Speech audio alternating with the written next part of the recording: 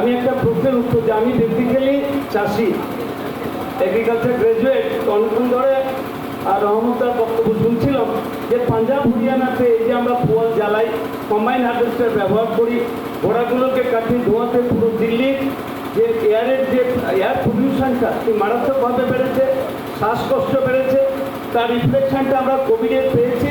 দিল্লি পুরো শেষ হয়ে গেছে কোভিডে, ম্যাক্সিমাম লোক দিল্লিতে মারা গেছে ভারতবর্ষে। এই একদিকে লান, একদিকে এটা করতে গেছে না, এই যে আমন ধান কাটার পরে এবং হরিয়ানাতে গমটা ভালো হয়, নভেম্বরে আমরা গম লাগাই, মার্চ এপ্রিলে গম কাটি। তো এই যে ফুয়াল জ্বালানোটা আজকে সেটা পশ্চিমবাংলায় দেখছি, আমি বর্তমানে বেশ কিছু জায়গায় কম্বাইন হারভেস্টার ইউজ করার ফলে আমাদের মধ্যে ইঞ্জিনিয়ার রয়েছেন যে এই কম্বাইন হারভেস্টার কাটার পরে যেটুকু নাড়া থেকে যায় সেটাকে কীভাবে নিয়ে রহমতটুকু ভালোই বলেছেন, সেগুলোকে আমরা পলিমালচিং বলি। পলি মানে পলিকালচার মালচিং, অর্থাৎ পলিথিন মালচিং না। আমরা পলিমালচিংটাকে ভুলভাবে কালো পলিথিন দিয়ে যে চাষ করি সেটা না, যে অর্গ্যানিক মালচিং, এগুলোকে আমরা কেটে আমরা যে কোনো সবজি বা ধান বা গমের ক্ষেত্রে আমরা এই নর্মালি ওরা কী করি, আমরা বলি এখানে ওয়াটারিং করবে, স্প্রিংলার ইরিগেশন দিয়ে একটা পাওয়ার টিলার বা ট্রাক্টর চালিয়ে দিয়ে মাটির সাথে মিশিয়ে দেবে, অর্গ্যানিক কার্বন মাটিতে লোড হবে। কারণ বিগত 3 দশক ধরে সারা ভারতবর্ষের জমিতে যেখানে 2.5 থেকে 3% অর্গ্যানিক কার্বন ছিল, আজকে সেটা 0.2-0.3% এসে গেছে। তার মূল কারণ আমরা অনবরত সিঙ্গেল সুপার ফসফেট, অনবরত আমরা ইউরিয়া ইউজ করে চলেছি। এর ফসল আগামী দিন জমি বন্ধ হয়ে যাবে। এই জমি মা কিন্তু আর মাটি মা, তো এটা কিন্তু আর ফসল ফলাবে না, যেটা এতক্ষণ ধরে সকাল থেকে জৈব কৃষি নিয়ে অনেকক্ষণ আলোচনা হচ্ছে। সে জায়গাটায় সার হচ্ছে তিন প্রকারের। একটা হচ্ছে synthetic fertiliser, single super phosphate, double super phosphate, TSP, diammonium phosphate, এইগুলো নাইট্রেট, ফসফেট এবং পটাশ। পটাশ আমরা 1 গ্রামও তৈরি করি না, পটাশ আমরা পুরোটাই বাইরে থেকে আমদানি করি। তো এটা তার সাথে রয়েছে সবুজ সার, সেলভানিয়া, ধনচাম, এবং আমরা যে ফার্ম বলি যে বিজিএ ব্লু গ্রিন অ্যালগি, তার সাথে অ্যাজোলা ব্লু গ্রিন অ্যালগিকে ধরে রাখে। আমরা ধান চাষের জৈব চাষের ক্ষেত্রেও সেগুলোকে অল্প মাত্রায় কিলোখানিক যদি 1 একর জমিতে আমরা ব্লু গ্রিন অ্যালগি বা অ্যাজোলা যদি ছিটিয়ে দিই, সেটা মাল্টিপ্লাই করে। তার সাথে এতক্ষণ ধরে জীবামৃত সুভাষ পালেকারের টেকনোলজি নিয়ে আপনারা বক্তব্য শুনেছেন। মাছ চাষ, একটু মাছ চাষে আসি, কারণ আগামী দিন যে আমি একটু আগে আমার বক্তব্যে বলেছিলাম 70-এর দশকে যেখানে আমাদের ভারতবর্ষের 76% লোক কৃষির সাথে যুক্ত ছিল, আজকে 2021-22 সালে সেটা নেমে দাঁড়িয়েছে 42%-এ। আমার ছেলে, আমি চাষি, আমার ছেলে কিন্তু চাষে তার কোনো আগ্রহ নেই। সে যদি বাইরে কন্ট্রাক্টারি করে, তাদের সাথে লেবারি করে, 400 টাকা তার ডে লেবারার, সিমেন্টের মিস্ত্রি হলে 600 টাকা, 300 টাকার ক্ষেত মজুর সে হবে না। এটা 1। 2 নম্বর মেকানাইজেশন, আমাদের মধ্যে ইঞ্জিনিয়ার রয়েছেন, মেকানাইজেশন নিয়েও আজও কালো বক্তব্য রাখবেন। এই ফলগুলোকে কী করে আমরা অর্গ্যানিক কার্বন লোডিংয়ের ক্ষেত্রে, আসলেই সব কিছুর মধ্যে অর্গ্যানিক কার্বন, মাছ চাষের ক্ষেত্রে অর্গ্যানিক কার্বন। আমি আসি মাছ চাষে। ভারতবর্ষের মাছ চাষ মূলত জৈবিক। আমরা যারা ইনল্যান্ড ফিশারিজ নিয়ে কাজ করি, বড় বড় নদী, নালা, খাল, বিল, রিজার্ভার নিয়ে কাজ করি, সেগুলো কিন্তু 100% জৈবিক। সেখানে আমরা, অর্থাৎ জৈব চাষ কাকে বলে সকালে রহমতদা শুরু করেছিলেন, আমি শুনিনি। জৈব চাষ হচ্ছে যেখানে আমরা কোনো সিনথেটিক ফার্টিলাইজার, কোনো কেমিক্যাল ইউজ করব না। বায়োজিও সাইকেলটাকে মেনটেন করার জন্য আমরা আমাদের যে প্রডিউসগুলো আছে, কিছুক্ষণ আগে একটা খুব ভালো বক্তব্য রাখছিলাম, আমি শুনছিলাম, অনেকদিন শুধু আমি বলেই যাচ্ছি, অনেকক্ষণ ধরে আমি ছাত্র হিসেবে শুনছিলাম যে গরু যে ঘাসটা খাচ্ছে সেটাতে কে জানে ডাইউরন মারা আছে, প্রোটিউরন মারা আছে। যেহেতু আমি পেস্টিসাইড কেমিস্ট্রিতে ছাত্র, পেস্টিসাইড কেমিস্ট্রি পিএইচডি, সেখানে গ্লাইফোসেট মারা আছে, ব্যান্ড অর্গানোক্লোরিনসগুলো মারা আছে, গরু সেগুলো খাচ্ছে। গরুর পেটে গিয়ে সেগুলো ফ্যাট সলিবিলিটি বাড়ার ফলে যেটা মানে ভারী রকম ম্যাগনিফাইং হচ্ছে, যেটা আমরা বলি মাছের ক্ষেত্রে। আমি আস্তে আস্তে আসবো, কোরিলেট করবো। মাছের ক্ষেত্রে আমরা দেখেছি মাছের টিস্যুতে খুব একটা পেস্টিসাইড থাকে না, তাহলে কোথায় থাকে? যে অর্গানগুলো আমরা খেতে ভালোবাসি সেটা হচ্ছে মাছের ফ্যাট, ফ্যাট সলিবিলিটি, মাছের উপরের চামড়াটা খুব রসিয়ে রসিয়ে খায়, একেবারে টক্সিক। অনেকেই মাছের পেটিটা খায়, পারলে পেটিটার থেকে মাছের টুকরোটার টিস্যুটা খাওয়া ভালো। টিস্যুটা আমরা দেখেছি কোনো রকম হেভি মেটালস থাকে না, কোনো রকম পেস্টিসাইড থাকে না, যেটা থাকে সেটা আমাদের যে টলারেবল লিমিট আছে এমআরএল, ম্যাক্সিমাম টলারেবল লিমিটের থেকে অনেকটা কম থাকে। বিশেষ করে কিডনি, অনেকে দেখবেন চিকেন যারা খায় সাধু সাবধান, আমি তাদের উদ্দেশ্যে বলছি, অনেকেই বলে গিলে মেটে দাও, আমি দেখি শুনি মাঝে মাঝে, যেহেতু সেক্টরে কাজ করি দীর্ঘদিন, যে গিলে মেটে দিন আমাকে 250 গ্রাম, গিলে মেটে দিন একেবারে ফিস। ম্যাক্সিমাম পেস্টিসাইড জমা হয় লিভারে, সে মাছের লিভার হোক, সে মাছের কিডনি হোক, মাছের ফ্যাট হোক, মুরগির ক্ষেত্রেও তাই। অনেকে গিলে মেটে বড় শখ করে নিয়ে যায়। যতটা পারবেন অ্যাভয়েড করবেন টিস্যু খান। টিস্যুতে কোনো টক্সিক এলিমেন্টাল টক্সিক পেস্টিসাইড থাকে না, যেটুকু থাকে মেটাবোলাইট হয়ে বেরিয়ে যায়, তাতে টক্সিসিটি থাকে না। ফ্যাটে কিন্তু বিপদ, তেল মানেই বিপদ। আপনারা জানেন পৃথিবীতে সব থেকে বেশি দিন বাঁচে জাপানিরা, ছেলেরা বাঁচে মেয়েরা বাঁচে 87.5, ছেলেরা বাঁচে 84.5, কারণ তাদের জীবনে কোনো তেল নেই, না তারা তেল খায় না তারা তেল কাউকে দেয়, সব কিছু পয়সা। তো সুতরাং তেল খাবেনও না, তেল দেবেনও না, তাহলে দেখবেন শরীর ভালো থাকবে। ছাগল আপনাদের লেজে কাটবেন না, মুড়োয় কাটবেন আপনাদের বেতন। আসি মাছ চাষে, আমাদের ইন্টিগ্রেশনে যেতেই হবে, নাহলে আমাদের ছেলেপুলে কিন্তু মারোয়ারি 3000 টাকার গোলামি করবে। পকেটে এরকম একটা ইডিয়ট বাক্স রাখবে, কানের মধ্যে তার ঘুরবে, কবুরডাঙ্গা লোকালে তারা কলকাতা যাবে, 3000 টাকার মারোয়ারি ফার্মে গিয়ে খাতা লিখবে, মায়ের দেয়া শুকনো রুটি আলু ভাজা বেঁধে নিয়ে যাবে। তাদেরকে বলবো বাড়ির পাশে বাবার ডোবা রয়েছে, পুকুর রয়েছে। আমি অন্তত বলি সারা ভারতবর্ষে যেখানেই যায়, যাদের 3 বিঘে জমি থাকবে, 1 একর বা হাফ অর্থাৎ 2 বিঘের মতো পুকুর থাকবে, তাদের 5 জনের পরিবার আরামে চলে যাবে। তারা যদি ইন্টিগ্রেশনে যায়, আমার একজন চাষি আছে, আমি ফোন নাম্বার দেবো। আমি যখন কথা বলি, দায়িত্ব নিয়ে কথা বলি, সারাদিন মাঠে থাকি, নাম হচ্ছে বুদ্ধবাবু, তৃণমূল কংগ্রেসের বর্তমান সরকারের পঞ্চায়েত প্রতিনিধি, চাকদা বাড়ি। ওনার উত্তরপ্রদেশে বাবার দেয়া জমি এবং মিষ্টির দোকান ছিল, ছেড়ে এসে এখানে চাকদাতে 5 একর মতো পুকুর করেছেন। পুকুরের পাড়ে উনি কী লাগান না, নারকেল ফুল। আমাকে বলে স্যার নারকেল ফুল থেকে আমি বছরে 8 লক্ষ টাকা রোজগার করি। সেটা কীরকম ইন্টিগ্রেশন। নারকেলি ফুল আমরা জানি সরস্বতী পুজোর সময় পাকে, তারপরে আমরা ডালপালাগুলো জেসিবি মেশিন দিয়ে কেটে দিই, আবার পাতা হবে অর্থাৎ ক্যানোপি, তারপরে ফুল হবে, ফল হবে। 15 টাকা হোলসেল, আমরা সেগুলো 40 টাকা 50 টাকা বারাসাতে কিনি। 15 টাকা হোলসেল। পুকুরের পাড়ে চারিদিকে একটা বেড়া হয়ে গেল, গরু ছাগল হাঁস মুরগির চোর কেউ পুকুরে আসতে পারবে না। সিম্পল। আর নতুন পলিমাটি, কোনো সার লাগে না, কিচ্ছু লাগে না, ঠেকা দিয়ে দিল নারকেলি ফুল। চারা কোথায় পাবেন? কারণ solving one problem you are creating another problem. প্রত্যেকটা যেমন কিছুক্ষণ আগে কারেন্ট চলে গেল, একটা আওয়াজ করতে গিয়ে আরেকটা আওয়াজকে আমাদের জেনারেট করতে হচ্ছে। তো একটা প্রবলেম শেষ হলে আরেকটা প্রবলেম কিন্তু আসবে। তো প্রবলেম আছে বলেই আমরা জীবিত আছি। যার জীবনে কোনো প্রবলেম নেই, তার বেঁচে থাকার মধ্যে কোনো আনন্দ নেই। তো সুতরাং ইন্টিগ্রেশনে আমাদের যেতে হবে। আমাদের 4টে করে বাড়িতে 8টা করে গাড়ল ভেড়া রাখতে হবে। গাড়ল ভেড়া ব্ল্যাক বেঙ্গল গোটের থেকেও ভালো, কারণ ব্ল্যাক বেঙ্গল গোট ওই এক জায়গায় ছাড়লে ছড়িয়ে যায়, গাড়ল ভেড়া ছড়িয়ে যাবে না। গাড়ল ভেড়ার মাংস ছাগলের থেকে ব্ল্যাক বেঙ্গল গোটের থেকেও ভালো। সাথে সাথে আমরা 1 একর পুকুরে 20টা চাই খাকি ক্যামেল হোক, দেশি হাঁস হোক, আমরা বুঝতে পারি খরচা মিনিমাম। তারা বছরে 200 ডিম দেবে, একটা ডিমের দাম 10 টাকা, হোলসেল 8 টাকা বিক্রি করবো। তাহলে সামগ্রিকভাবে সমস্ত ইন্টিগ্রেশন, মাছ চাষ, সবজি চাষ, পুকুরের পাড়ে আমরা বড় বড় বট গাছ বা আম গাছ লাগাবো না, পুকুরের পাড়ে আমরা সিট্রাস। এই বছর দেখেছেন এক একটা লেবুর দাম 5 টাকা, 6 টাকা, 60 টাকা, 10 টাকাও বিক্রি হচ্ছে। কাগজি হোক, পাতি লেবু হোক, সিট্রাসগুলোর একটু যত্ন নেবেন, লেবু গাছেরও যত্ন নেবেন, একটা ভাবে ইনকাম আসবে।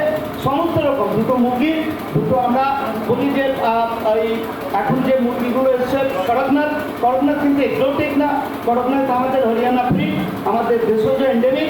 আমরা 2টো করকনাথ রাখবো।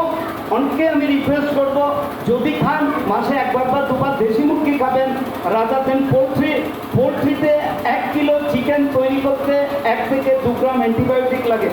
হোয়ারেজ 1 টন মাছ তৈরি করতে 0.1 গ্রাম অ্যান্টিবায়োটিক লাগে। আবার রিপিট করছি, 1 টন মানে 1000 কিলো মাছ তৈরি করতে 0.1 গ্রাম অ্যান্টিবায়োটিক লাগে।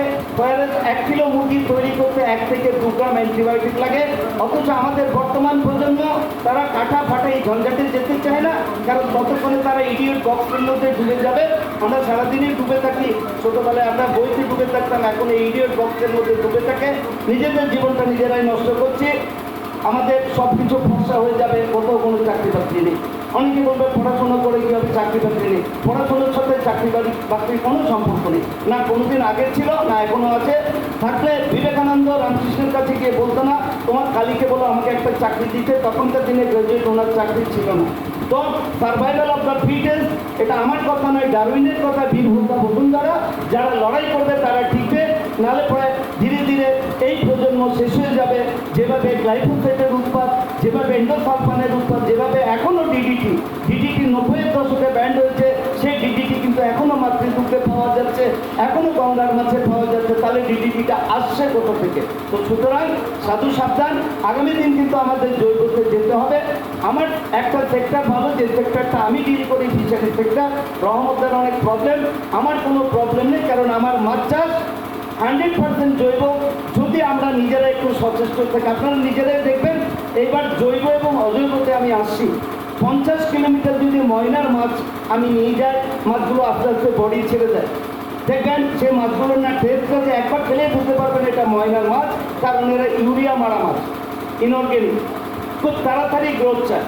আগে 45 দিনে 2 কিলো চিকেন হতো, এখন 28 দিনে 2 কিলো চিকেন হচ্ছে। হরমোন, গ্রোথ হরমোন মারাত্মকভাবে ব্যবহার করা হচ্ছে। সেজন্য আবার রিপিট করছি, যারা চিকেন খাবেনি নাটি মুরগি খান, মাসে 1বার বা 2বার দেশি মুরগি খান, ভালো থাকবেন। দেশি মুরগিতে কিন্তু হরমোন অ্যান্টিবায়োটিক ইউজ করা হয় না। আর মাসে পারলে 1বার, যত গরিবই হন, 2 পিস ছাগল খাবেন, হার্ট অ্যাটাক হবে না, গ্যারান্টি দিলাম। মাছ, প্রতিদিন মাছ খাবেন। আপনারা একটা জিনিস দেখেছেন, বিশেষ করে বাংলা, বিহার, আমাদের নর্থ ইস্ট, বাবারা আগে মারা যান, মায়েরা বিধবা হন। কেন জানেন? মায়েরা, আমার মাও বিধবা, কাকিমাও বিধবা, আমিও আগে মারা যাব। আমি ভালোই পরশুদিন বিয়ে করি, গিন্নি কিন্তু টিকে থাকবে, বিধবা হবে, আমি কিন্তু মারা যাবো। কেন বলুন তো? গিন্নিরা খুব খুশি, কারণ অনেকেই বলে ও মেয়ে তো, ও তো কচ্ছপের পা। পুরুষ মানুষ যারা আছে তারা বলবে না আমরা বেশি বয়সে বিয়ে করেছি তো। আমি যতগুলো এক্সাম্পল দেব, আমাদের সচিন তেন্ডুলকার, তার বয়স তার গিন্নির থেকে 5 বছরের ছোট। এখনকার মেয়েরা কিন্তু ছোট স্বামী পছন্দ করে। তবুও বলবো স্বামী কিন্তু আগে মারা যাবে, গিন্নি কিন্তু বিধবা হবে। কারণটা কি জানেন? খাওয়ার সময় স্বামীকে বড় বড় মাছের টুকরোগুলো রাত্রিবেলা সতী পতির গতি, তো সতী কী করে? পতিকে ঠেলে ঠেলে খাওয়া, না তুমি খাও। আর উনি কী খান? চুনো মাছ, মোরলা মাছ, ওই আমাদের ছোট ছোট চুনো মাছ, বা আমরা তারাবাইন ছোট ছোট চুনো মাছগুলো খান। আমরা অন্ধ্রের ফরমালিন দেয়া, এগুলো তো বলে কার্সিনোজেনিক ফিশগুলো আমরা খাই।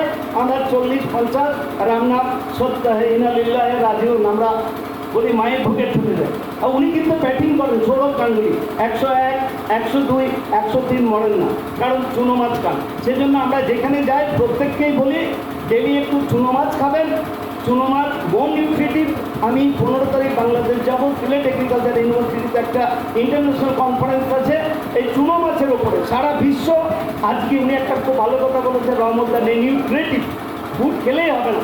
এত বড় বড় ফুড খেলাম, শীত হয়ে পড়ে রইলাম, খাওয়ার সাথে সাথে ঘুমলাম, রাত্রিবেলা গ্যাস, মিডল ডায়াফ্রাম প্রেশার, আমার বারাসাত দিয়ে সব অ্যাম্বুলেন্স ছুটছে, গোবরডাঙ্গা থেকে, বনগা থেকে। আগে আমরা 70-এর দশকে এত অ্যাম্বুলেন্স যেতে দেখতাম না। এখন রাত হলে 200 অ্যাম্বুলেন্স আরজিকর নীলরতন মেডিকেল কলেজের ছোটে। তার একমাত্র কারণ আমাদের ফুডের বিট। সকালেই বলেছি ব্রেকফাস্ট করতে হবে রাজার মতো, লাঞ্চ প্রজার মতো, ডিনার বিক্রির মতো। রাতে বরং খাবেন না, ভালো থাকবেন। কিন্তু আমরা উল্টো, ব্রেকফাস্টটা মার দেবো, দুপুরে খাবো রাতে, রাত 12টা-1টায়, সন্ধ্যে 7টা-8টার সময় গিন্নি আমাদের মুড়ি তেল দিয়ে মেখে খাওয়াবে। কী তেল? না মালয়েশিয়ার পাম তেল।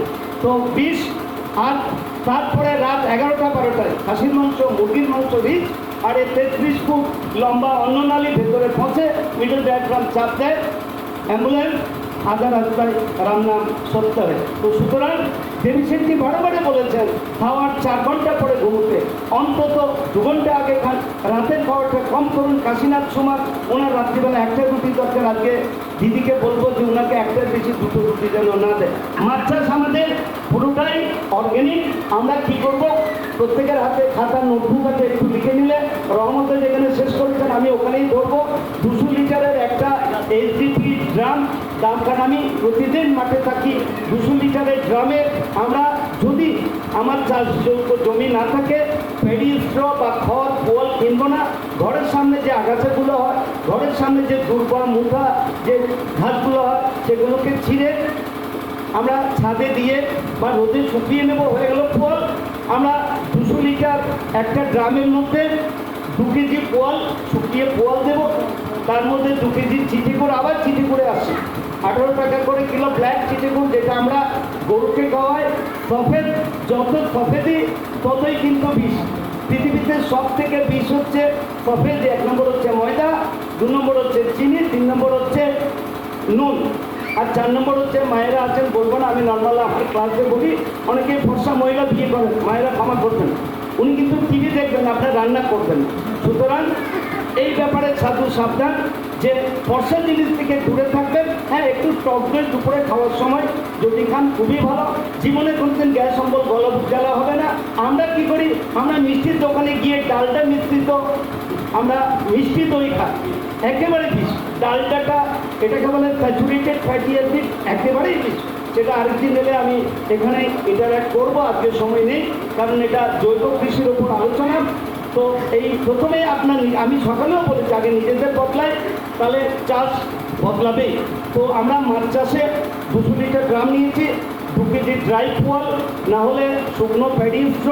প্যাডি স্ট্র মানে প্যাডির আগাগুলো, শুকনো খড়গুলো দিলাম, তাতে 2 কেজি চিটিগুড়, 5 কেজি গোবর। গোবর মানে রহমতে খুব সুন্দর একটা ব্যাখ্যা করেছেন, আমি শুনছিলাম। আমি 3 দিন বলি, ফ্রেশ গোবর মানেই 3 দিন, 3 থেকে 5 দিন, আরও 2 দিন বাড়িয়েছে। আমি সকালেও বলেছি, একটা গাই গরু থাকলে যদি গাই গরুটার গোমূত্রটা সংরক্ষণ করা যায়, এটা আমরা অনেক জায়গায় বলেছি, সুভাষ পালেকারও এটা অনেক জায়গায় বলেছে, একটা গাই গরু 1 বিঘা জমি চাষের পক্ষে যথেষ্ট, প্রোভাইডেড গোমূত্রটা যদি আমরা সংরক্ষণ করে। আমরা কেউ গোমূত্রের খেয়াল রাখি না, অন্তত এখানে কেউ রাখে বলে আমার মনে হয় না, এক্সেপ্ট কাশীনাথ সুমারদা। তো আমরা সেখানে 5 লিটার গোমূত্র দেবো, 5 কেজি আমরা গোবর দেব, 3 দিনের পুরনো গোবর, যেটাকে আমরা কাঁচা গোবর বলি, আর ইংরেজিতে বলি আরসিডি, র পাউডার। তার সাথে 5x4 রহমতে একটা ভীষণ ইউজ করেছেন, কারণ কার্বন সোর্সের সাথে সাথে চিঠি করতে হচ্ছে কার্বন সোর্স। আমাকে সিএন রেশিওটা মেনটেন করতে হবে, যেটা আমরা বায়োফ্লকে মেনটেন করি। সেখানে আমরা কী করবো না, 5 × 4 গুণ 20 কেজি মাস্টার্ড অয়েল কেক, সর্ষের খোল আমরা ইউজ করবো। এই সর্ষের খোলে বিলকুল তেল নেই, ঘানির সর্ষের তেল, যেটা মেশিন ঘানি বলে, সেখানে 38.5% তাতে প্রোটিন থাকে, ফ্রুট প্রোটিন। আমরা সর্ষের খোল 20 কেজি, রিপিট করছি, 5 কেজি কাঁচা গোবর, 5 লিটার গোমূত্র, 2 কেজি আটা, আর 2 কেজি চিটিগুড়, 2 কেজি পোয়াল। পোয়াল মানে প্যাডি স্ট্র। প্যাডি স্ট্র না থাকলে ঘরের সামনে শুকনো খড়গুলো তুলে ড্রাই করে, তাতে 4-5 দিনে কড়া রোদে ড্রাই হয়ে যায়। আর তার সাথে 20 লিটারের মতো জল মেশাবো। এইভাবে 3 দিন এটাকে বড় একটা বাঁশ বা লাঠি দিয়ে ঘেঁটে দেবো। তার মধ্যে আমরা কী করি, 100 গ্রাম ইস্ট, একটা ফার্মেন্টেড প্রোডাক্ট, জ্যান্ত ফাঙ্গাস বলি ইস্ট। তাহলে বেকারি ইউজ করলে হবে না, দোকানে ভালো ইস্ট পাওয়া যায়, গ্রেনিউলসগুলো খুব সুন্দর, এটাকে বলে লিভিং ফাঙ্গাস। আমরা 200 গ্রামের মতো ইস্ট ব্যবহার করব, তাহলে একটা ফার্মেন্টেশন হবে। এটা আমরা 72 ঘন্টা এটাকে আমরা নাড়িয়ে এই যে মিক্সচারটা তৈরি করলাম, এটাকে পুকুরের 4 কোণায় 4 টুকরো করে, পুকুরের 4 কোণায় কলা গাছের ছাল দিয়ে অথবা কাঁথার দড়ি দিয়ে এগুলোকে আমরা বেঁধে দেবো। এবং পুকুরে আমাদের সমস্ত রকম মাছ আছে, ঘাস রুই বা গ্রাস কার্প আছে, আমেরিকান রুই আছে, কমন কার্প, তিলাপিয়া আছে, মনোসেক তিলাপিয়া, রুই আছে, কাতলা আছে, মৃগেল আছে। দেখবেন 26 দিনের মাথায় এই 2 কেজি পোয়াল 1 বিঘে পুকুরে পুরোটাই শেষ হয়ে গেছে। এখানে কি হবে না ভেরিফাইটিক অ্যালগি হবে, রুই মাছ খাবে, এখানে পোকা হবে, মৃগেল মাঝে মাঝে যে কমন কার্প আছে মুখ যতই ডাউন থাকুক খাবে। এখানে গ্রাস কার্প দেখবেন ঘাসগুই শেষের দিকে পুরোটাই চিবিয়ে খেয়ে যাবে। আর কাতলা জু প্লান্টন হবে, প্রাণীকণা সকাল থেকে প্রাণীকণা কাতলা খায়, ফাইটো প্লান্টন আমাদের অ্যালগিগুলো রুই মাছ খায়, আর ভেরিফাইটিক অ্যালগি আমাদের রুই মাছ খায়, আর গ্রাস কার্প বাকিটা পুরোটা খেয়ে নেবে। দেখবেন 26 দিনের মাথায় আপনার এক কোনা খাবারও বেঁচে থাকবে না। এতে হবে কি, এতে সামগ্রিক খাবারের সাশ্রয় হবে। বাইরে আমার বাবা বললেও কোনো প্রোটিন ফিড পুকুরে দেবেন না, এগুলো আননেসেসারি টাকার অপচয়, এগুলো নিজের হাতে তৈরি করবেন। অ্যাকচুয়ালি মাছ চাষে কিচ্ছু লাগে না। আমরা এখনো অবধি ধান, পাট, তুলো, গম, আখে যে পরিশ্রমটুকু করি মাছ চাষে, এখানে আমি চ্যালেঞ্জ করছি কেউ কোনো পরিশ্রম করেন। আমি বারবার বলবো গতবারের 100 গ্রামের মাছ ছাড়ুন, 4 মাসে 1 কিলো পাবেন। আমি অল ইন্ডিয়া পাঙ্গাস কালচার করি ইনক্লুডিং বাংলাদেশ, আমি 250 গ্রামের পাঙ্গাস ছাড়ি, 3 মাসে 2 কিলো হারভেস্ট করি। ল্যান্ড বেস খাঁচাই মাছ চাষে আমি সারা ইন্ডিয়া জুড়ে কাজ করি। খাঁচায় যদি আমি 250 গ্রামের মাছ ছাড়ি, 2.5 মাসে 2 কিলো 2.5 কিলো হয়ে যায়। তো এখানে আমার খাঁচার সম্ভাবনা নেই। তো এখানে আমার ল্যান্ড বেস যে পুকুরগুলো আছে, ডোবাগুলো আছে, 1 ফোঁটা জলও যেন কোথাও খালি পড়ে না থাকে, এটা আপনার অ্যাডিশনাল ইনকাম দেবে। মাছ চাষের সুবিধে কী বলুন তো, আজকে বৃহস্পতিবার কেউ মাছ খাবে না, লক্ষ্মীবার, কালকে শনিবার কেউ মাছ খাবে না, শনি পুজো, পরশুদিন সোমবার শিবের জন্মদিন, মঙ্গলবার উত্তর ভারত থেকে হনুমান এসে গেছে, হনুমানের জন্মদিন, কেউ মাছ খাবে না। আমি মাছ হারভেস্ট করবো না। এ তো টমেটো নয় যে গাছ থেকে ঝরে পড়ে যাবে, এ তো ভিন্ডি নয় যে বুড়ো হয়ে যাবে, 2 টাকা কিলো আমাকে বিক্রি করতে হবে। মাছ থাকুক পুকুরে। এই সময় বাজারে দেখবেন হঠাৎ প্রচুর ইলিশ উঠছে, কেউ সাদা মাছ খাবে না। ধারদের করে হলো 1000 টাকা 800 টাকা দিয়ে ইলিশ খাবে। আমি সাদা মাছ হারভেস্ট করবো না। মাছ চাষের এই সুবিধাটা ল্যান্ড বেসড এগ্রিকালচার থেকে অনেক গুণ এগিয়ে দিয়েছে। কোনোদিন শুনবেন না কোনো মাছ চাষি সুইসাইড করেছে, আমি অন্তত শুনিনি। অথচ দেখবেন বিদর্ভে, মহারাষ্ট্রে তখন আমাদের শরদ পাওয়ার ছিলেন কৃষিমন্ত্রী, ফার্মার সুইসাইড করেছে। আলুর চাষি বর্ধমানে রেগুলার সুইসাইড করে, গত বছর 4 জন সুইসাইড করেছে। নাসিকে মহারাষ্ট্রে গত বছর 4 জন পেঁয়াজের চাষি সুইসাইড করেছে, 2 টাকা কিলো পেঁয়াজ বিক্রি করেছে। আপেলের চাষি আমার হিমাচলে, আমি হিমাচলে কাজ করি, ওদের অ্যাডভাইজার, হিমাচলে আপেলের চাষি সুইসাইড করেছে, 10 টাকা কিলো আপেল কিনছেন, আমি 200 টাকা কিনছি। তো কোনোদিন শুনবেন না কোনো মাছ চাষি সুইসাইড করেছে, আমি অন্তত শুনিনি। হ্যাঁ, গিন্নির সঙ্গে ঝগড়া করে যদি ফলিডল খায়, না গিন্নির দোষ না ফলিডলের দোষ, তুমি তোমার উপর কাবু রাখতে পারো। তো সুতরাং ডোবা থাকুক, পুকুর থাকুক, পুকুর না থাকলে আমি পলিথিন দিয়ে মাছ চাষ করি, যে একটা গাড্ডা করে একটা পলিথিন লাগিয়ে তো জল ফেলো। বাকিটা আমি বলবো টেকনোলজি। আমার ফোন সন্ধ্যে 8টা থেকে রাত 12টা ফার্মারের জন্য টোটালি স্যাক্রিফাইস। কোনো সময় আমি খুব ব্যস্ত থাকি, কারণ পুরো ইন্ডিয়াটা আমাকে দেখতে হয়। মাছ চাষ এমন একটা জিনিস, এইটুকু ছাড়বেন এইটুকু হবে। বাজার নিয়ে হারভেস্ট করবো না। বিক্রি করাটাও একটা আর্ট, যে বাজারে নিয়ে গেলে 5 কিলো ধপতাই কেটে নেবে, ওজনে মারবে, বাজারে নিয়ে যাবো না। যারা সাইকেলে করে মাছ বিক্রি করে, আমি ডেলি বাড়ির সামনে একটা কিয়স্ক খুলবো, যে ডেলি 2 কেজি করে বাই লাইভ ফিশ এখানে পাওয়া যায়। ওই যে গাইঘাটা থেকে দাদা একটা অ্যাড দিয়েছেন, এখানে জ্যান্ত মাছ পাওয়া যায়। তো এই মাছ চাষ আপনার ধান পাটগুলোর সঙ্গে নিজেদের এটাকে সম্পৃক্ত করুন, বাড়ির পুকুরটাকে ঠিক করুন, চারিদিকে গাছপালাগুলোকে কেটে দিন, যাতে পুকুরে কোনো ছাওয়া না থাকে, পুকুরে একটু রোদ পড়ে। আর যেভাবে খাওয়াটা বললাম, এই ছাড়াও প্রতিদিন পুকুরটাকে পরিষ্কার করুন। মাছ চাষে 3টে জিনিস খুব জরুরি। একটা হচ্ছে নুন, আমার 2টো হাত, এক হাতে থাকবে নুন, এক হাতে থাকবে চুন, আর একটা হচ্ছে জাল। 3টে জিনিস জাল থাকবে, আমাকে ফোনও করতে হবে না। দেখবেন মাছে কোনো রোগ নেই, মাছে কোনো পোকামাকড় নেই, মাছে কোনো সমস্যা নেই। আগে দিতে হবে নুন, দিনের বেলা আমরা নুন দেব, আর সকাল 6টায় চুন দেবো। চুন মানে চুন আবার 5 প্রকার। আমি কোন চুনটা দেবো না, পোড়া চুন, ক্যালসিয়াম অক্সাইড। সেটা কী করবো, 1 একর যাদের পুকুর, 1 একর মানে আমাদের উত্তর 24 পরগনায় 3 বিঘে পুকুরে, অর্থাৎ আমরা বলি 100 থেকে 200 থেকে 250 গ্রাম চুন, 100 থেকে 200 থেকে 250 গ্রাম নুন। কেন 200 থেকে 250 গ্রাম বেশি কেন? কারণ গুড ম্যানেজমেন্ট প্র্যাকটিস। এই গুড ম্যানেজমেন্ট প্র্যাকটিসে কিন্তু অনেক কিছু ম্যাটার করে। আমি রেগুলার আমার পুকুরের ধারে যাব, রেগুলার আমার পুকুরের পরিচর্যা করব। আর আমি বারাসাতে থাকি, এখানে একটা পুকুর লিজ নিয়েছি, মাসে 6 মাসে একবার আসবো, দুটো কিন্তু একই রকম হবে না। সেজন্য গুড ম্যানেজমেন্ট প্র্যাকটিসের ক্ষেত্রে আমি 200 গ্রাম দিলে হবে পার শতকে। 1 ডেসিমেলে 200 গ্রাম মানে 1 একরে 20 কেজি, 1 একরে 20 কেজি নুন, 1 একরে 20 কেজি চুন। এই 20 কেজি নুনটা আমরা মাসে, এটা প্রতি মাসে কিন্তু 10 মাসের চাষ, এটা 20 কেজি নুন দুটো স্প্লিট ডোজে দেবো, 10 কিলো 10 কিলো। মাসের 1 তারিখ 10 কিলো নুন দেবো। নুন মানে মোটা নুন 6 টাকা করে কিলো, মোটা নুন 6 টাকা করে কিলো, যাতে কোনো আয়োডিন নেই। আমরা যে টাটা সল্ট কিনি ওইটা না, আয়োডিন ফ্রি নুন, মোটা নুন 50 কিলোর বস্তা 300 টাকা। আপনি 10 কিলো নুন মাসের 1 তারিখ দেবেন দুপুরবেলায়। 3 দিন পরে সিমেন্টের যে মশলা আছে, যেগুলোকে গরুকে আমরা চার দিই, তো এই সিমেন্টের মশলাতে 10 কিলো চুন, পোড়া চুন, কেমিক্যাল লাইন নয় যে আজকে গোলালাম এক্ষুনি লাগিয়ে দিলাম, সেটা নয়। পোড়া ডেলা চুন কিনবো, রাতে কিনে জলে ভিজাবো, গরমটা এক্সোথার্মিক রিয়াকশান হবে, গরম বেরিয়ে যাবে, কোনো বাচ্চা যেন হাত না দেয়। তারপর দিন সকালবেলা আরও জল মিশিয়ে মাসের 4 তারিখ সকাল 6টায় ওই চুনটা পুরো পুকুরে দিয়ে দেবো। 1 একর পুকুরে মাসের 4 তারিখ 10 কিলো চুন, আবার মাসের 15 তারিখ 10 কিলো নুন, মাসের 17 তারিখ রাত্রিবেলা 10 কিলো চুনকে ভিজিয়ে মাসের 18 তারিখ 10 কিলো চুন সকাল 6টার মধ্যে। নুন দেবো দিনের বেলা, চুন দেবো সকালবেলা। কোনো দিন দিনের বেলা চুন দিতে নেই। কেন দিতে নেই? দিনে সূর্যালোকের সালোক সংশ্লেষ হয়, বায়ুমণ্ডল থেকে কার্বন ডাইঅক্সাইড, জলে দ্রবীভূত কার্বন ডাইঅক্সাইডকে টেনে নিয়ে গিয়ে কার্বোহাইড্রেট হয়, পিএইচ বেড়ে যায়, অম্লত্ব খারকত্ব, পিএইচটা বেড়ে বেলা 3টে নাগাদ পিএইচ, সমস্ত পুকুরের পিএইচ 8.5, 8.7, 8.8-এ পৌঁছে যায়। এই সময় যদি দুপুর 2টোর সময় আমি আরও চুন দিই, 10.5 পিএইচ পৌঁছে যাবে, মাছ মারা যাবে। আমার কাছে ফোন যাবে, আপনি বলেছিলেন চুন দিতে, আমি তো চুন দিয়েছি, মাছ মারা যাচ্ছে। আমি বললাম অশ্বত্থমা হতো, বাকিটা তো শোনোনি। নরকুঞ্জরও আগে তো কথাটা বলতে দেবে।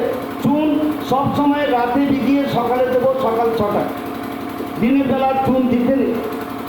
এই জন্যে নুন আর চুন থাকবে।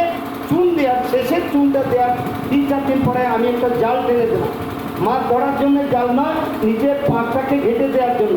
অনেকেই বলবে MNREGA scheme, national rural employment generation scheme, সব লেবার তুলে নিয়েছে, লেবার নেই। তাহলে কিচ্ছু করতে হবে না, একটা নাইলনের দড়ি বাঁধবো, তাতে আগলা ইট 6টা ঝুলিয়ে, একটা ইট 3 কিলো, 2 টুকরো করলে 1.5 কিলো করে ঝুলিয়ে, আর এই একজনকে বলবো, ভাই থাকলে ভাই, বউ থাকলে বউ, ওটাকে তো বসিয়ে খাওয়াবো না, বলো ওদিকে দড়িটা আমি এদিকে ধরে পাঁচটা ঘেঁটে দেবো। কাহানি খতম।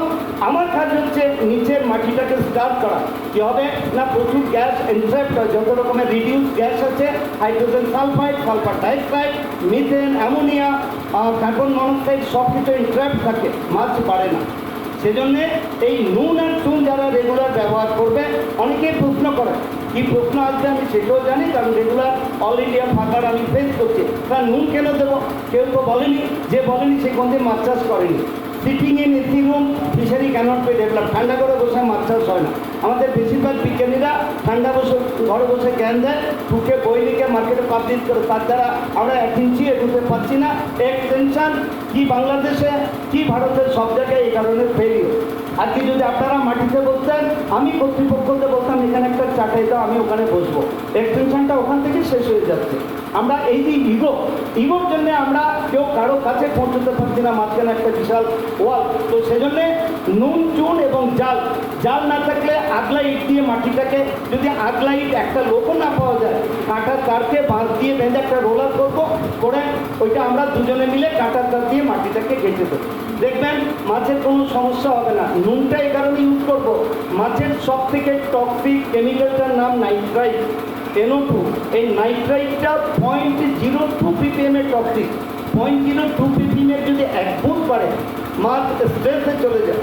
আজকে যদি মাছ কথা বলতে পারতো, আমাদের মতো অনেক বিজ্ঞানীর চাকরি চলে যেত। ধানে আমরা বুঝতে পারি, ঠিক আছে চলো দশা হয়েছে, আলুর ক্ষেত্রে নাভি দশা, আর্লি ফ্লাইট, লেট ফ্লাইট, আমরা সাথে সাথে ডাইফেন Z78 মেরে দিই, ডাইফেন M45, আজকাল ম্যানগ্রোভ এসে গেছে, আমরা সাথে সাথে মেরে দিই। বর্ষা মেঘলা ওয়েদার, একটু বৃষ্টি হলো, আলুতে দশা লেগে গেল। ধানের ক্ষেত্রে আমরা বলি হুইটে। গত 2 বছর গম ফেলো ছিল, যে না ফেলো মানে খালি করে দাও, গম লাগাবে না, কারণ হুইটে স্মার্ট ডিজিজ এসছে, FMUT। তো এই যে রোগগুলো একবার এসে গেলে জমিতে ফেলো করে দিতে হয়। মাছের ক্ষেত্রে সুবিধে কি, নাইট্রাইট গ্যাসটাকে মারার জন্য আমরা নুনটা ইউজ করবো, এমন কোনো খরচা না। 60 টাকা খরচা 1 তারিখে, 60 টাকার খরচা মাসের 10 তারিখে। দুর্ভাগ্য, আমি যখন বিহারের 38টা জেলার ক্লাস নিই, ওদেরকে জিজ্ঞেস করি मछली को क्या खिलाते, सर गोबर खिलाते। अरे साले तुमको गोबर खिलाएगा तो तुम्हारा क्या हाल है। দুনিয়াতে সব থেকে প্রথম মেরুদণ্ডী প্রাণী না মাছ। উই আর পিসাইন অরিজিন, আমার মা বাবা হচ্ছে মাছ, আমরা ম্যামাল সব থেকে শেষে। 536 মিলিয়ন বর্ষ প্রথমে মাছ পৃথিবীতে এসেছিল, মানুষ এসছে 100 মিলিয়ন বছর পূর্বে। তো সুতরাং আমার মা বাবা হচ্ছে মাছ। তো তুমি মাংস ভাত খাবে আর আমাকে গোবর খাওয়াবে, গোবরে কিচ্ছু নেই, 0.03% নেই, তার থেকেও কম। আমরা যার জন্য গোবরটাকে জীবামৃত করছি, আমরা হিউমিক অ্যাসিডে নিয়ে যাচ্ছি, আমরা হিউমাসে পরিণত। এতক্ষণ ধরে সকাল থেকে আলোচনা চলছে, গোবরে অ্যাকচুয়ালি কিছু নেই। একটা ভালো কথা বলেছেন রহমত, একটা প্রশ্ন ছিল কেন পোলট্রি লিটার আমরা ইউজ করবো না, ছাগলের নাদি কেন ইউজ করবো না। ইউজ না করার পিছনে প্রচুর অ্যান্টিবায়োটিক্স আছে, আমরা সেগুলো ওখানে ইউজ করতে পারি না। সেগুলো লাউ সর্ষে, আমরা যেগুলো লাউ কুমড়ো লাগাই, লাউয়ের মাচা করে সেখানে ইউজ করুন, আর এই খেতিতে ইউজ করুন, কোনো অসুবিধা নেই। কিন্তু না পুকুরে না আমাদের যে জীবামৃত করছে সেখানে ইউজ করা যাবে না। এই হচ্ছে মূল কারণ। তাতে প্রচণ্ড টক্সিক কেমিক্যালস থাকে, এক ফ্রিটার সাথে বেরোয়, কারণ তাদের ক্ষেত্রে ম্যাক্সিমাম অ্যান্টিবায়োটিক ইউজ করা হয়। সুখের বিষয়, আজকে পৃথিবী ওয়ান হেলথ ওয়ান ওয়ার্ল্ড প্রোগ্রামে এসছে। সমস্ত অ্যানিমেল অ্যাক্ট, সমস্ত রকম অ্যান্টিবায়োটিক সারা পৃথিবী জুড়ে ব্যান করা হচ্ছে। ভারতও তাদের পার্টি, ভারত তাতে সই করেছে। সমস্ত রকম অ্যান্টিবায়োটিক স্ক্যাম্পির ক্ষেত্রে, গলদা চিংড়ির ক্ষেত্রে, সাদা চিংড়ি ভেনামির ক্ষেত্রে ব্যান্ড আছে। সুতরাং আগামী দিনে অ্যান্টিবায়োটিক টোটালি অলরেডি ব্যান্ড হয়ে গেছে, চুরি চুটকেও আমরা ব্যবহার করছি। সুতরাং মাছ চাষ যেখানেই ডোবা থাকবে সেখানে মাছ চাষ করুন। 1 ফুটা ডোবা যেন খালি না থাকে। সমস্ত রকম মাছের দাম আছে বাজারে। দুটো পুজো চলছে, এই সময় সবাই আনন্দ করছে, মাছ বিক্রি হবে না, হারভেস্ট করবো না, থাকুক পুকুরে। মাছ চাষে কী লাগে, নুন চুন জাল আর একটু সর্ষের তেল, চালের গুঁড়ো, সাথে একটু এগ্রিমি পোর্ট আমরা ইউজ করবো। বায়োস্টেট কোম্পানি, ভিলবেক কোম্পানির এগ্রিমিট পোর্ট পাওয়া যায়। 50 কিলো সর্ষের তেল, 50 কিলো চালের গুঁড়ো, এই দুটো 100 কিলো, তার সাথে 1 কিলো এগ্রিমিট পোর্ট আমরা ব্যবহার করব। এগুলো আমরা পুকুরে 3% ডোজে ইউজ, 3% বডি ওয়েট। যদি আমরা 100 কিলো মাছ থাকে তাতে আমরা 3 কেজি খাবার দেবো। তাও কীভাবে দেবো, ছিটিয়ে দেবো না। আমাদের পেঁয়াজ আলুর যে এখন যে বস্তাগুলো হচ্ছে, পলিথিন ফাঁকা ফাঁকা যে বস্তাগুলো, তাতে আমরা 4-5টা জায়গায় এটাকে 3 দিন পচিয়ে, একটা সালফার গ্যাস আছে, মাস্টার্ড অয়েলকে সর্ষের তেলে সেটাকে বার করে দিয়ে 3 দিন পচিয়ে এই খাবারগুলো আমরা 3 কেজি খাবার 100 কিলো মাছের জন্য আমরা পলিথিন ব্যাগে বেঁধে সকাল 9টায় নামিয়ে দেবো। মাছ চাষে কোনো পরিশ্রম নেই, অথচ লাভ ট্রিপল। 1 বিঘে পুকুরে আমি 1.5 টন মাছ প্রোডাকশন করি। খুব একবারে যদি ফেলেও দিই 0.6 টন, অর্থাৎ 6 কুইন্টাল মাছ, 8 কুইন্টাল মাছ চোখ বন্ধ করে আমরা কিছুই করি।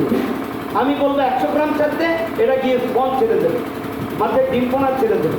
আর সেখানে যদি একটা শালচোল বল থাকে সব খেয়ে নেবে, চিকেন শুয়ে থাকবে না, বড় বড় রুই মাছ আমার মুখে ঢুকে যাবে, মাছ আমার মুখে মুখে দেবে। তো একটা লোক কোনো কথা শোনে না, গলা দিয়ে রক্ত উঠে যায়। যত এদের বলি 100 গ্রামের মাছ ছাড়বে, 100 গ্রামের মাছ ছাড়বে, তাও গত বছরের সেটা স্টার্টেড টেকনোলজি যেন কুইক করবে, কম জায়গায় বেশি মাছ রেখে কম খাবার দিয়ে, তাকে আমরা বলি স্টার্টেড গ্রোথ টেকনোলজি। সেগুলো আমরা যখন বড় পুকুরে দেবো, অর্থাৎ 1 বিঘে পুকুরে আমরা 800 পিস মাছ ছাড়বে, অর্থাৎ 800 পিস মাছ আমরা ছাড়বো 100 গ্রামে। আমার 1 টন মাছ 4.5 থেকে 5 মাসে 1 টন মাছ হবে। তার সাথে আরও 1000 পিস আমি মনোজেক তেলাপিয়া দেবো, সেটা আমার অ্যাডিশনাল ইনকাম দেবে। 1 কিলো মাছ চাষে খরচ হচ্ছে 60 টাকা। চোখ বন্ধ করে বিক্রি করলে 120 টাকা আমি মাছ বিক্রি করবো। 1 কিলো রুই মাছ আমি 120 টাকা ফেলে দিয়ে বিক্রি করবো, আমার 60 টাকা প্রফিট। পৃথিবীতে একমাত্র সফটওয়্যার বাদে কোনো সেক্টর নেই যে আমাকে এতটা ইনকাম দেবে। শিঙ্গি মাগুরের কথা ছেড়েই দিলাম, অ্যাডিশনাল ইনকাম। 1 বিঘে পুকুরে 1 টন মাছ চোখ বন্ধ করা হবে যদি আমাকে ফলো করা হয়। যদি একটু পুকুরের চারদিক থেকে গাছ লতা পাতাগুলো পরিষ্কার করা হয়, পুকুর পাড়গুলোকে আমরা লঙ্কার চারার ক্ষেত্রে আমরা চেরি টমেটো প্রোডাকশান করব, ঘরের অর্গ্যানিক প্রডিউসগুলো করব, আমরা নিজের পক্ষে নারকলি ফুল লাগিয়ে দেবো, যে ফেসগুলোকে বললাম।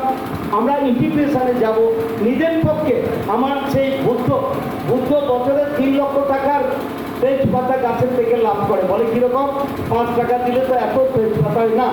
ও কিছু না হলেও 2 থেকে 2500 ও কলম করে, তেজপাতার কলম। একটা কলম করতে 10 টাকা খরচা। রথের মেলার সময় বাচ্চারা বাবার হাত ধরে যাবে, বাবা একটা তেজপাতার চারা নেব, 40 টাকা, 30 টাকা ডাইরেক্ট প্রফিট।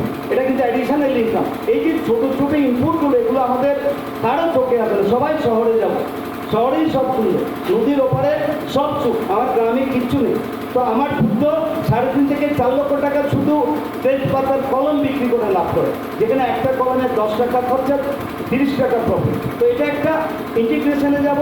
পুকুরে 1 একর পুকুরে 20 থেকে 25টা খাকি ক্যাম্বেল, গোবরডাঙ্গাতে খাকি ক্যাম্বেলের গভর্নমেন্ট রয়েছে, সেখানে আমরা 200টা ডিম পাবো।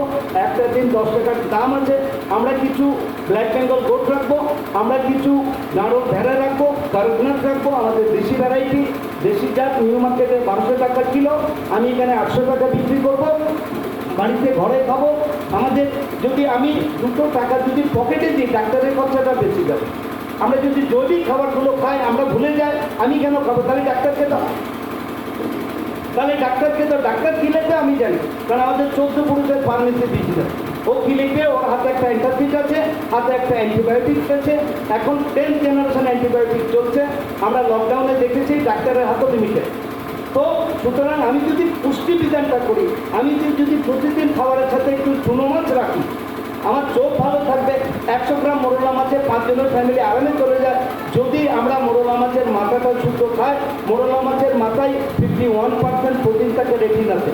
তো এই জিনিসগুলো আমরা যদি একটু পালন করে চলি, নিজেদের স্বাস্থ্যটা ধরে রাখি, নিজেদের বাড়ির পাশে পুকুর ডোবাগুলোকে যদি আমরা ঠিকমতো চাষের আওতায় আনি, বিজ্ঞানভিত্তিক চাষ করি, আমাদের মতো মানুষ যারা রয়েছে আমাদের সঙ্গে যদি একটু যোগাযোগ করি, কোনো খরচা নেই। আমি 60 টাকা তো ম্যাক্সিমাম বললাম, যে 1 কিলো মাছ বিক্রি করবো 60 টাকা লাভ, 1 টন মাছ বিক্রি করলে 1000 × 60, বাকিটা আপনারা হিসেব করবেন।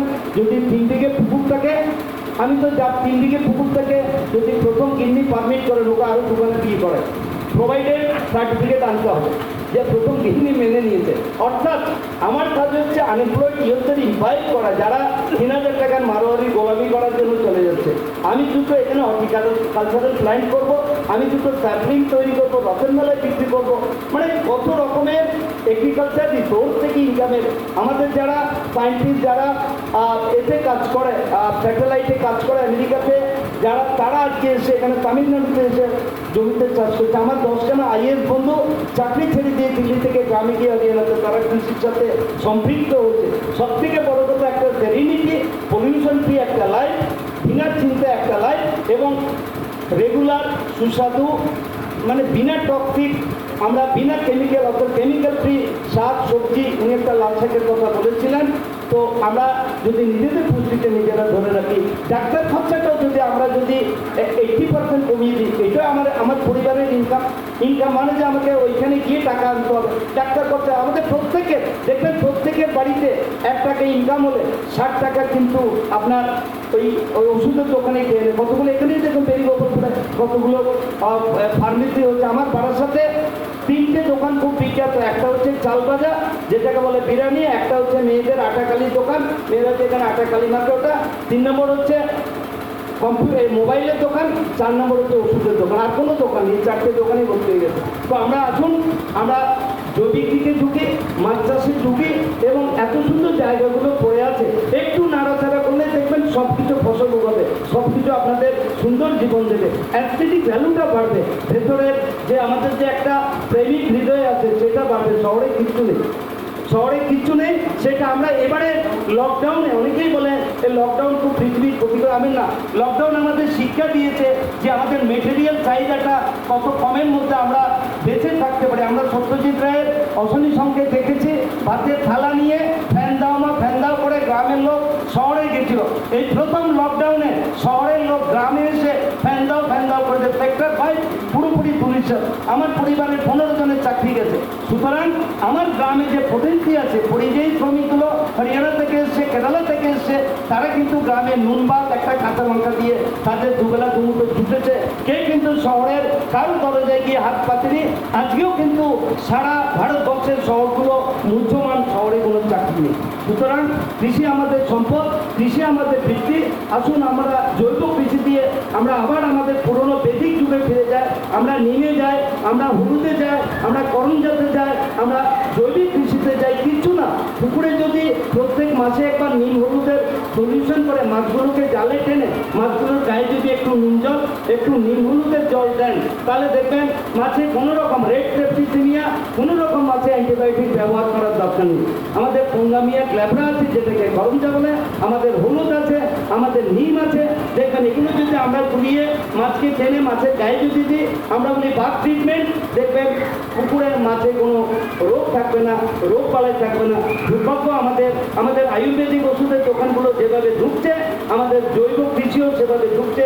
আমাদের কিন্তু ফিরতেই হবে, নাহলে আমাদের কিন্তু শেয়াল পুকুরের মতো কিন্তু আমাদের মৃত্যু হবে, এতে কোনো সন্দেহ নেই। যেভাবে গ্লাইফোসেট, যেভাবে ইমিউন কার্বাইড ব্যান্ড হয়ে গেছে, যেভাবে আমাদের সমস্ত পেস্টিসাইড কোম্পানিগুলো ধীরে ধীরে ব্যান্ড হয়ে যাচ্ছে এবং আমরা যেভাবে ক্যান্সারে আক্রান্ত হচ্ছি।